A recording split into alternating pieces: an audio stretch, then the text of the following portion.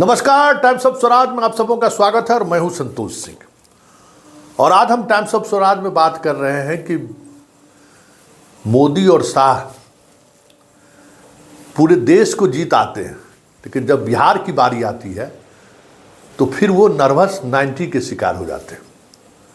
जी हाँ, बिहार की राजनीति पर अगर आप गौर करेंगे तो आपको लगेगा कि शाह और मोदी सबसे ज़्यादा परेशान, कमज़ोर, निरीह अगर कहीं दिख रहा है तो वो बिहारी है।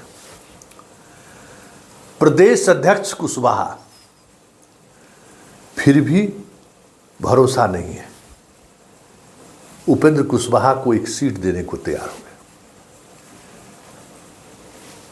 बात सहनी वोटर की करें या सहनी राजनीति की करें तो हाल में विधान परिषद बनाए हैं, विधान परिषद में नेता बनाए हैं, फिर भी इनको मुकेश सहनी की जरूरत महसूस हो रही है।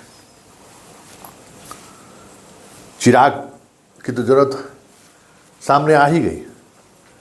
पारस को लेकर भी अभी मोह भंग नहीं हुआ है। पारस अलग ना हो जाए, इसके लिए उनकी तमाम ऐसे मांगों पर भी विचार हो रहा है जिन मांग के सहारे पारस उनके साथ बने रहते हैं। मतलब ये स्थिति है कि लग ही नहीं रहा है कि बिहार में उन्हें किन्हीं पर भरोसा है कि क्या क्या हो जाएगा बिहार। मतलब इतनी घबराहट बिहार को लेकर हमें नहीं लगता है कि किसी दूसरे राज्यों को लेकर इस तरीके की घबराहट होगी। वैसे नीतीश एक अलग चीज़ है।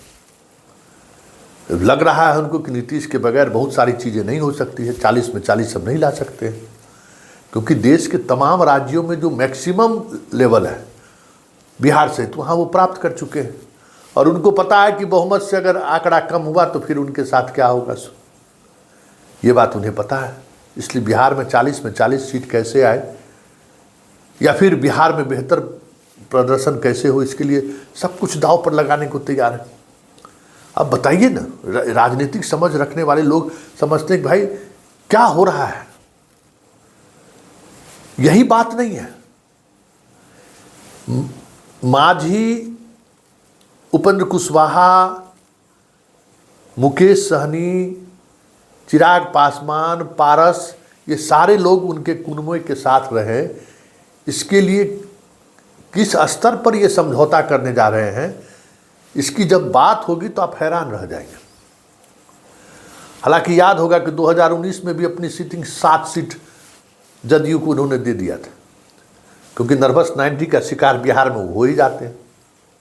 इस बार भी यही स्थिति है। अब देखिए पोजीशन कि भाई गया और काराकाट दोनों जदयू का सीट है, दोनों विनिंग सीट है। अब काराकाट और गया अगर इनके हाथ से निकलता है, जदयू से अगर वो ले लेते हैं अपने सहयोगी मांझी और कुशवाहा के लिए, तो बदले में मगध में उनको कौन सीट देंगे? सासाराम, औरंगाबाद, यही सीट मिलेगा ना। और ये दोनों सीट अगर जदयू के हिस्से में आ गया तो जो मगध का कॉम्बिनेशन है वो पूरा कॉम्बिनेशन बदल जाएगा। क्योंकि साथ रहते हुए भी 2019 में मुश्किल से जहानाबाद सीट जीते थे। इस बार वो जहानाबाद में प्रयोग करने की स्थिति में नीतीश कुमार नहीं है, तो फिर कोई अति पिछड़ा लड़ाएंगे ना। तो जब अति पिछड़ा लड़ाने की बात होगी तो औरंगाबाद होगा, और चित्तौड़गढ़ में जब अति पिछड़ा का उम्मीदवारी होगा तो उसका पूरा इम्पैक्ट काराकाट से लेके आरा तक पड़ेगा, क्योंकि ये बिहार है। यहाँ बहुत मुश्किल है बहुत तरीके की राजनीति को नज़रअंदाज करना।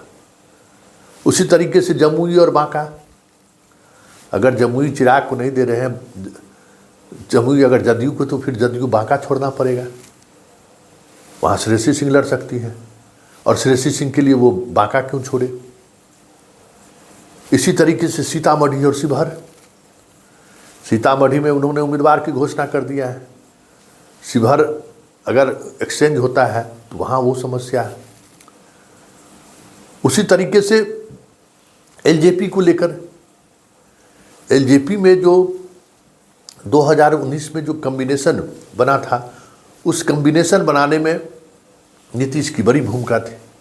महबूब अली कैसर को टिकट दिलाने वाले नीतीश कुमार हैं, और इस बार चिराग से वो स्थिति नहीं है, और बीजेपी भी उस स्थिति में नहीं है कि इन चीज़ों को उस तरीके से ले सके। फिर चित्तौड़गढ़ अति पिछड़ा हो जाएगा, उसका इम्पैक्ट इधर पड़ेगा ही।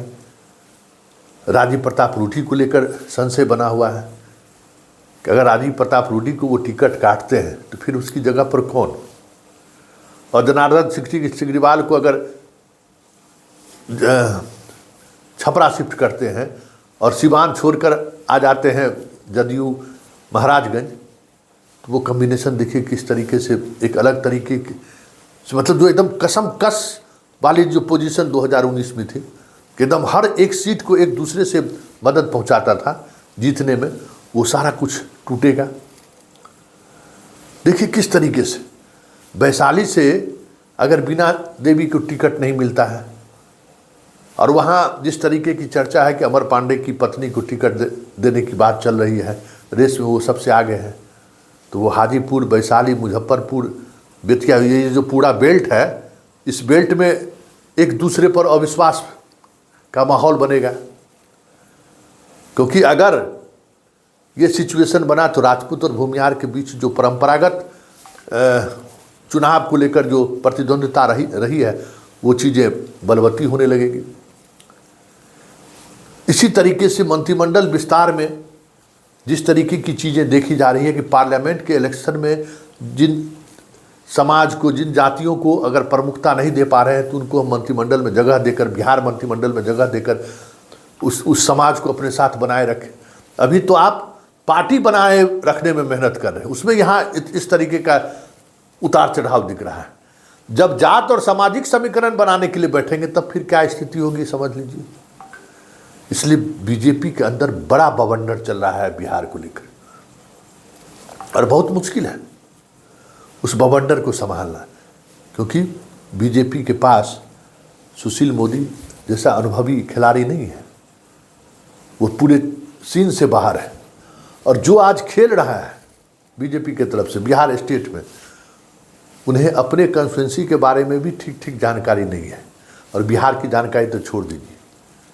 ये सारी परिस्थिति जो है, या जो कुछ भी हो रहा है, वो पूरी तौर पे जो प्रशांत किशोर जैसी टीम है उसके आधार पर हो रहा है। जबकि बिहार में प्रशांत किशोर जैसे मतलब डाटा एनालिटिक करने वाले लोग बुरी तरह औंधे मुँह गिर जाते हैं, क्योंकि बिहार में चीज़ें रातों रात बदलती हैं, ऐसा बदलाव कहीं नहीं होता है। वोटर बहुत अंतिम क्षण में अपना विचार व्यक्त करता है, इसलिए यहाँ अक्सर उस तरीके से चीज़ें नहीं सामने आती हैं। हालांकि अमित शाह इस मामले में स्टार खिलाड़ी है, उनका अनुमान अक्षरशः सही साबित होता है, फिर भी बिहार है। इसलिए बिहार में जो चीज़ें आपको दिख रही हैं, जो साधने की कोशिश में बीजेपी है, उस साधने को लेकर जो सियासत रची जा रही है, अब आर.के. सिंह के जगह पर पवन सिंह को लड़ाने की बात हो रही है, तो ये सब कुछ चीज़ ऐसा है ना जो कहीं न कहीं बीजेपी के लिए बिहार में बवंडर मच जाए तो कोई बड़ी बात नहीं होगी। इसलिए हमने इस पूरे कार्यक्रम का नाम ही रखा है बिहार बीजेपी में बवंडर। देखिए आगे आगे होता है क्या। शपथ ग्रहण होने की बात हो रही है, आज तो टल गई, अब कल होने की बात हो रही है। किसको मंत्रालय मिलता है वो देखने वाली बात होगी, कौन सा सीट किनको मिलता है ये देखने वाली बात होगी, फिर उम्मीदवार कौन होगा ये भी देखने वाली बात होगी, क्योंकि ये बिहार है।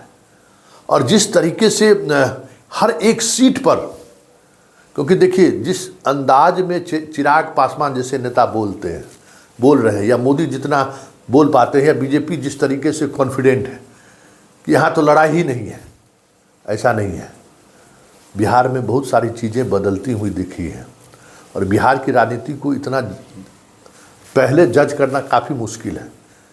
इसलिए 2024 के पार्लियामेंट के चुनाव में बहुत सारे पंडितों का आकलन बिहार में फेल हो जाए तो कोई बड़ी बात नहीं होगी। इसलिए बीजेपी गठबंधन को सिर्फ पार्टी के सहारे नहीं, उम्मीदवारों के सामाजिक समीकरण, जाति समीकरण का जो एक इतिहास रहा है, उस इतिहास को बदलने की कोशिश जिस तरीके से बीजेपी चाह रही है, अगर वो कर दिए तो बिहार गुजरात मॉडल नहीं है। और ऐसे में नीतीश के साथ रहते हुए, चिराग के साथ रहते हुए उलट रिजल्ट हो जाए तो वो भी कोई बड़ी बात नहीं होगी।